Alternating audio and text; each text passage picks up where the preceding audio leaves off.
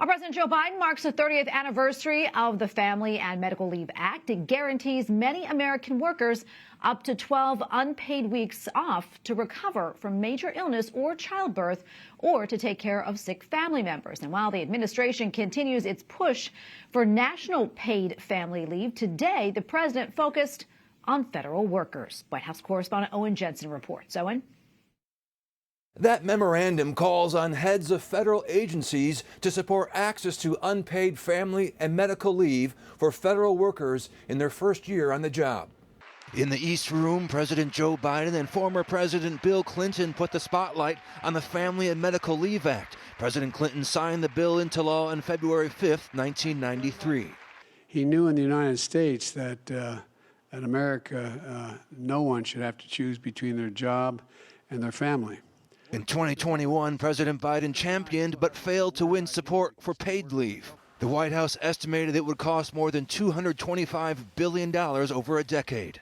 Still, the White House is committed to passing a national paid family and medical leave program. Today in the press briefing room, the White House Director of Gender Policy. You keep fighting for the things that are good for families, working families, and by the way, good for the economy, which is very much true of paid family leave and the president's entire care agenda. Just moments earlier, she touted what she called safe access to medication abortion. And I'll remind you that medication abortion accounts for more than half of all abortions in the United States. But pro-life advocate Live Action tweeted just the other day, community pharmacies like Walgreens and CVS Pharmacy must back down from their plan to dispense the deadly abortion pill. It will kill children, harm mothers, and is completely illegal.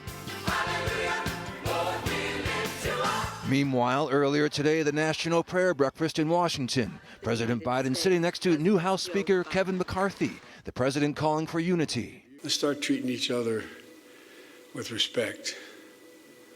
That's what Kevin and I are going to do. Not a joke. We had a good meeting yesterday. I think we got to do it across the board. Doesn't mean we're going to agree and fight like hell, but let's treat each other with respect. Just yesterday, as the president mentioned, he and Speaker McCarthy discussed the debt ceiling. The speaker was later greeted by reporters outside the West Wing. I asked him simply, Speaker, how'd it go in there? You know what, the president and I had a good first meeting. I shared my perspective with him, he shared his, and we agreed to continue the conversation. We want to make sure we do this in a responsible, reasonable way, and we'll be talking again.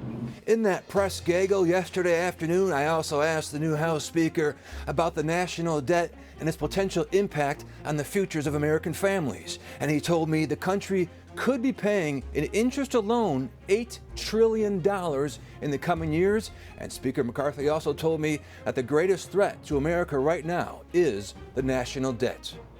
At the White House, Owen Jensen, EWTN News Nightly.